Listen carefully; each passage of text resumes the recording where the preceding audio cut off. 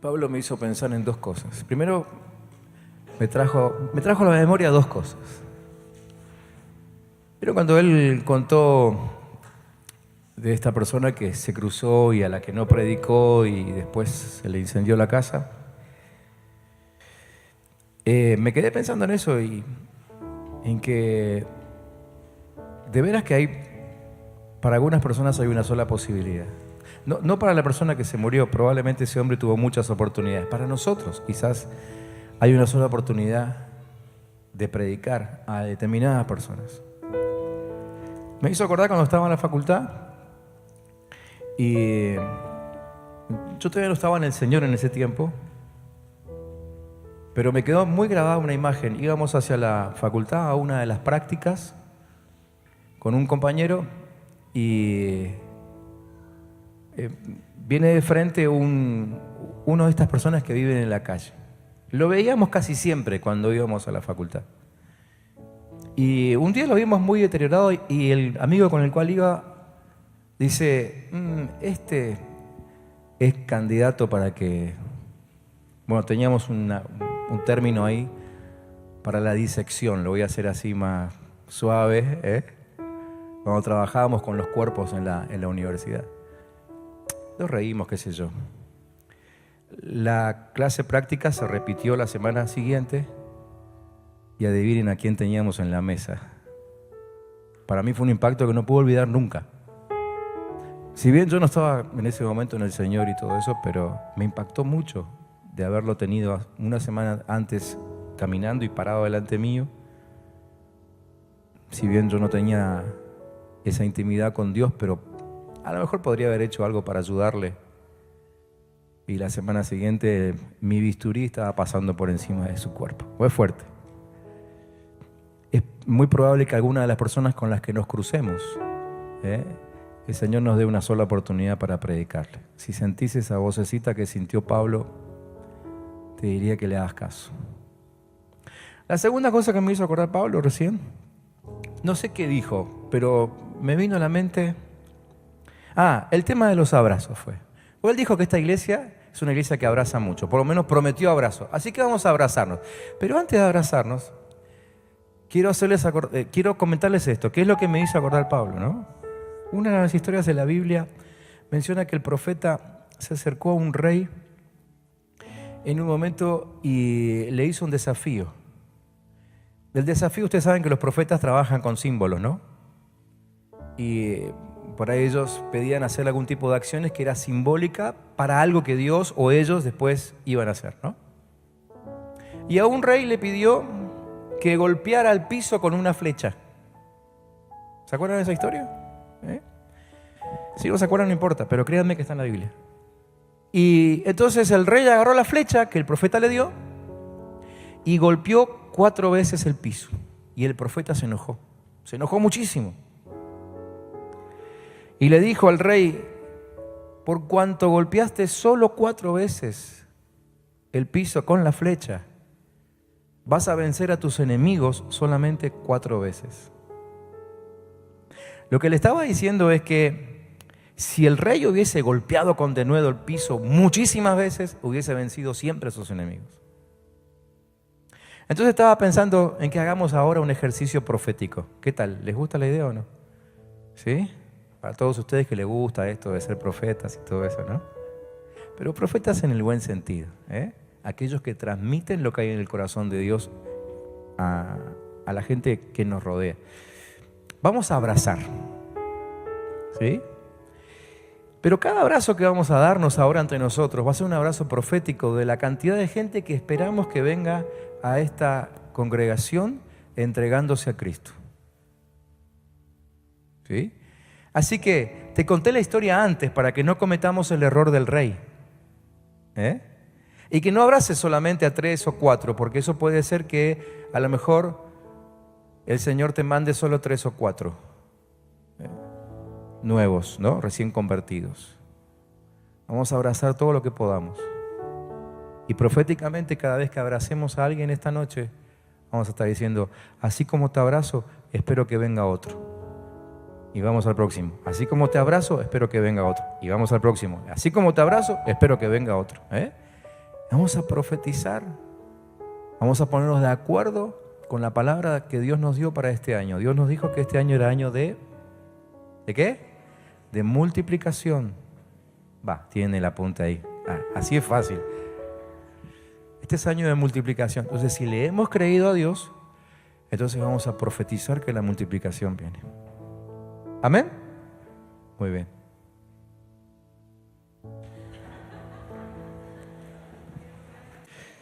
Bueno, vieron que hoy no le dije vuelvan a sus lugares, ¿no? Porque no quiero cortar la acción profética. Saluden hasta que no haya más para saludar. Este fue un ejercicio simplemente, pero el crecimiento, la multiplicación, el estar en la voluntad de Dios demanda estos ejercicios constantemente, ¿no? Fue un ejercicio simple, sencillo de hacer. Quizás el salir a predicar no es tan fácil, o suena como que no es tan fácil. Pero la verdad es que va a venir la gente a la cual nosotros le prediquemos. No podemos esperar toda la vida que simplemente el Señor los mande. En algún momento tenemos que hacer esfuerzos, ¿no? En algún momento tenemos que quebrar, como decía Pablo, con la vergüenza, con la timidez, con lo que sea, ¿no? con lo que estemos sufriendo. Por eso es que, nos encontramos aquí y los miércoles es una reunión que usamos básicamente para eso, para orar, para fortalecernos entre nosotros, para animarnos, ¿no? Así que no dejen de hacerlo, no sé si todavía quedan folletos allí atrás, pero si quedan, llévenselos después. Hay que repartirlos todos. Igual para el fin de semana vamos a volver a hacer, vamos a tener más, para que la otra semana, que es la última semana antes de la campaña, llenemos todo con folletería, ¿ok? Y aprovechen con sus grupos y con quien sea. Si quieren 2 o 3 ponerse de acuerdo, salir a repartir folletos, háganlo, para evangelizar, y eso no hay que pedir permiso. Simplemente salgan. Quizás con su grupo lo tienen planificado, pero si con el grupo se complica porque son muchos o qué sé yo, agarren folletos y salgan, pónganse de acuerdo con algún hermano, pónganse de acuerdo los matrimonios, salgan juntos, salgan aquí por el barrio, a repartir folletos, y que el fin de semana que viene podamos gozarnos de que muchas personas pasen de muerte a vida. ¿Amén? Bien, rápidamente les comparto un texto como para que nos guíe en algunos motivos de oración, ¿sí? Y ya nos acomodamos como para hacer eso, para orar. Génesis capítulo 14, versículos 17 al 20. Génesis 14, 17 al 20. Les hago un poco el contexto, les cuento el contexto para que ustedes entiendan qué es lo que está pasando ahí. La mayoría de nosotros conocemos bastante bien la historia de Abraham y inclusive esa parte de la historia en la que Abraham, cuando Dios le manda salir de su tierra y de su parentela, se lleva a su sobrino Lot. Ya sabemos que eso no fue bueno, que nunca estuvo en el plan de Dios. En un momento Dios le dijo que ya es hora de que se separen. Se separan, Lot va hacia un lugar, Abraham hacia el otro. Pero en el capítulo 14 estamos en medio de la historia en que justo el territorio donde fue a vivir Lot es atacado por 4 ejércitos que se habían puesto, 5 ejércitos, que se habían puesto de acuerdo, y además de atacar y hacer algún lío ahí en esa tierra, se llevan secuestrado a Lot. Abraham se entera de esto, junta a su gente, empleados que él tenía en su campo, porque él no era hombre de guerra, ni tenía ejército, simplemente tenía muchos empleados, los junta, va y los rescata. Ese es el contexto, el párrafo anterior, ¿sí? Cuando vuelve de ese rescate, sucede esto que les voy a leer ahora. Dice que cuando volvía de la derrota de Kedorlaomer y de los reyes que con él estaban, salió el rey de Sodoma a recibirlo al valle de Sabe, que es el valle del rey. Entonces Melquisedec, rey de Salem y sacerdote del Dios Altísimo, sacó pan y vino y le bendijo diciendo: bendito sea Abraham del Dios Altísimo, creador de los cielos y de la tierra, Y bendito sea el Dios Altísimo que entregó tus enemigos en tu mano y le dio a Abraham los diezmos de todo.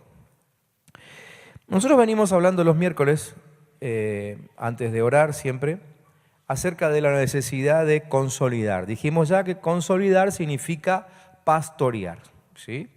Y como iglesia tenemos que prepararnos no solamente para recibir gente que viene buscando a Dios, como seguramente va a suceder la semana que viene en la campaña, sino que además tenemos que prepararnos para cuidarlos, y a eso se refiere la palabra consolidar, en el mejor sentido de la palabra pastorear. Ya creo que todos hemos entendido, en esta iglesia por lo menos, de que el pastoreo no lo hace solamente el pastor principal, lo cual sería imposible, ¿no? Sino que el pastoreo lo hacemos todos, ¿sí? Y tenemos que estar listos para eso, y en ese sentido estamos orando, para que el Señor nos prepare con valentía, nos prepare con palabra para dar, nos prepare con sabiduría, nos prepare con amor para recibir a la gente, etcétera, etcétera, etcétera. Y este rey, Melquisedec, es un ejemplo de consolidación. Lo que él hizo con Abraham fue justamente eso, fue consolidarlo, ¿sí? Abraham era una persona que había salido de su territorio, de donde vivía, se supone que caminó más o menos unos 1200 kilómetros, así que estaba muy lejos de su tierra y no tenía quien lo guíe, quien lo oriente, quien lo cuide, quien lo pastoree. Melquisedec viene a ser su pastor, ¿sí? Entonces cuando yo leía el texto digo, así como en este pasaje tenemos que entender que hay gente que está en medio nuestro, que no tiene quien lo cuide, que no tiene quien lo pastoree. Y nosotros venimos a ser sus Melquisedec, ¿no? Los que lo tienen que cuidar. Y hay algunas cosas muy interesantes que Melquisedec y Abraham nos enseñan en esta historia. Lo primero que nos enseñan es que nadie debiera estar sin un cuidado.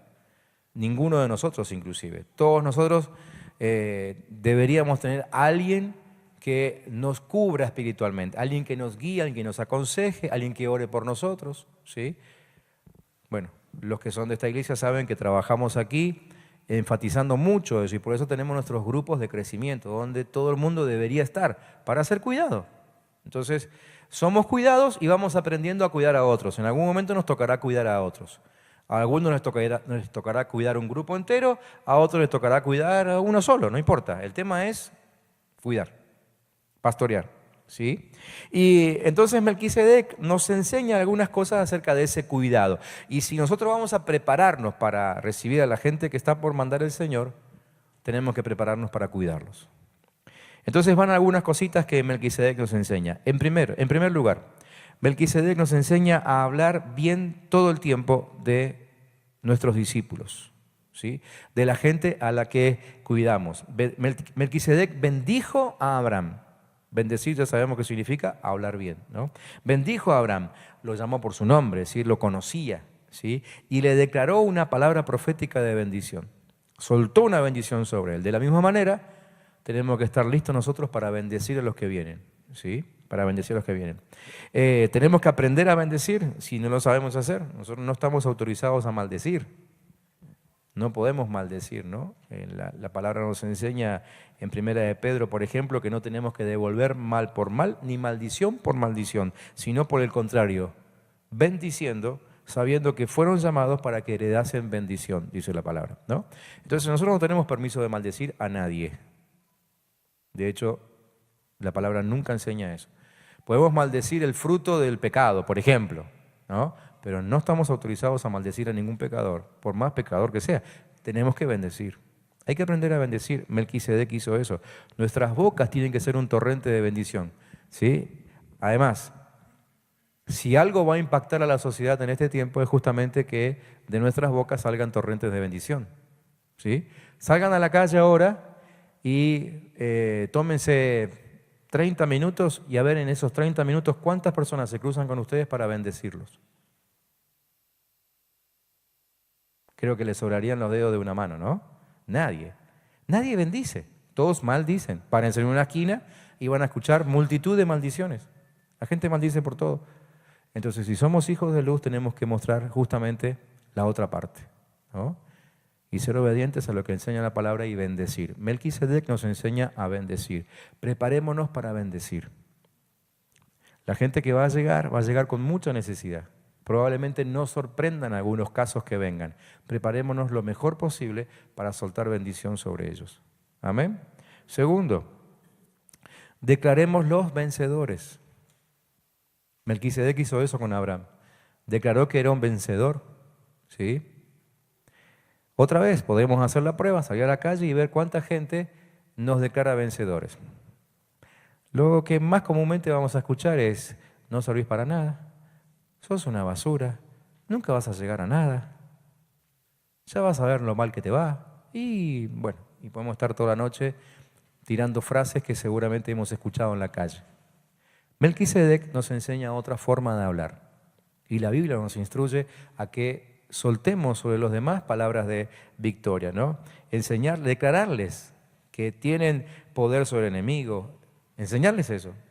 Mucha gente, muchísima, la mayoría de gente que llega a la iglesia llega con mucho miedo por lo que el enemigo le puede hacer, lo que el diablo le puede hacer. Hay que enseñarle a vencer al enemigo, ¿sí? Enseñarle que tiene poder sobre el enemigo, no en sí mismo, sino que tiene poder porque Cristo está en esa persona, ¿no? Enseñarle que Dios nos ha hecho más que vencedores, enseñarles que ningún arma preparada contra nosotros nunca va a prevalecer. Tenemos que enseñar a la gente que Jesucristo es más poderoso que todo el infierno junto. Tenemos que enseñarle que nadie podrá hacerle frente mientras permanezcan en Cristo. Tenemos que enseñarle que ellos han vencido al enemigo con la palabra, ¿sí? Con la palabra con mayúscula, ¿no? El testimonio y la sangre del Cordero. Son las tres cosas que la Biblia menciona que son nuestras armas de victoria. Nuestro testimonio, nunca negar a Cristo, y la sangre de Jesucristo, que es obviamente nuestra gran señal de victoria. Si no hubiese sido por la sangre de Jesús derramó, estamos en el horno y no vencemos a nadie. ¿Sí? Pero tenemos que enseñarle eso a la gente. Hay mucho miedo en la calle, mucha gente actúa simplemente por miedo. Tenemos que enseñarle que en Cristo son más que vencedores. Tercero, siempre tenemos que soltarles una palabra rema. Rema, les puse yo ahí y les explico lo que significa. Rema es una de las traducciones de la palabra palabra en la Biblia. La palabra palabra en la Biblia se traduce o como logos, que es la palabra común y corriente que nosotros hablamos, o como rema. La palabra rema es una palabra específica, es una palabra no para cualquiera. ¿Está bien? Es una palabra que se la damos al que es dueño de esa palabra. ¿Sí? No es como decir, por ejemplo, todos ustedes son valientes. Eso es una palabra logos, es general, sirve para cualquiera. Pero si yo en un momento, Dios me dice, acá hay alguien que está llamado a ser misionero en el oeste de África.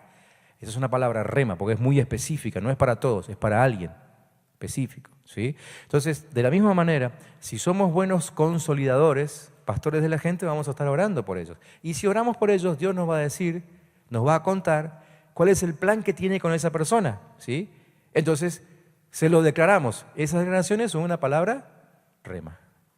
¿Está bien? Dice el texto que leímos recién que Melquisedec le dio pan. Pan es símbolo de palabra en la Biblia. Así que Melquisedec alimentó a Abraham con una palabra específica. ¿Sí?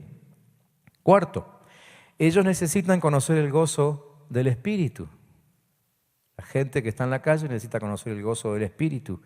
Vieron que el párrafo que leímos dice que Melquisedec le dio a Abraham pan, palabra, pero también le dio ¿qué otra cosa? Vino. ¿Sí?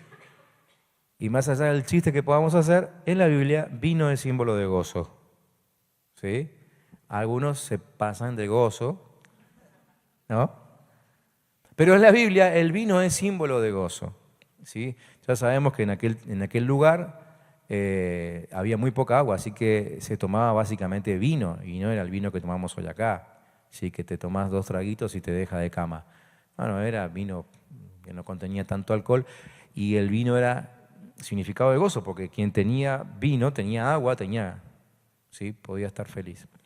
Entonces necesitamos impartirle a la gente que viene el gozo que el Señor también puso en nuestro corazón. ¿Puso gozo el Señor en nuestro corazón? ¿Sí o no? ¿Sí? Bueno, avísenle a su cara. ¿Sí? Eh, entonces, este pasaje nos enseña que tenemos que estar atentos para ver a quién viene a nosotros, y listos para pastorearlo.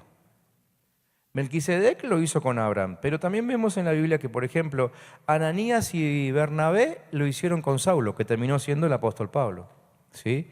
Pablo, a su vez, lo hizo con Timoteo y con Tito, ¿sí? Felipe, ¿se acuerdan de Felipe?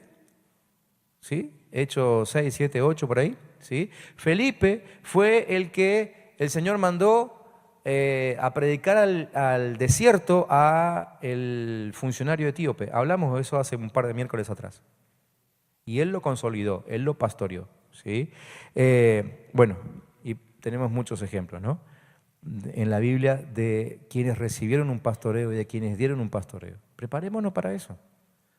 Va a haber mucho trabajo y necesitamos, por sobre todas las cosas, llenarnos de palabra de Dios para soltar sobre la gente que va a venir. Amén. Así que vamos a orar hoy en ese sentido. A ver si ponemos ahí la lista de motivos de oración para esta noche.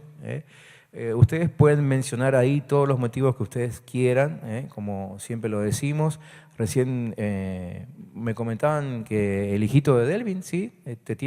Lo tienen que operar los próximos días, ¿sí?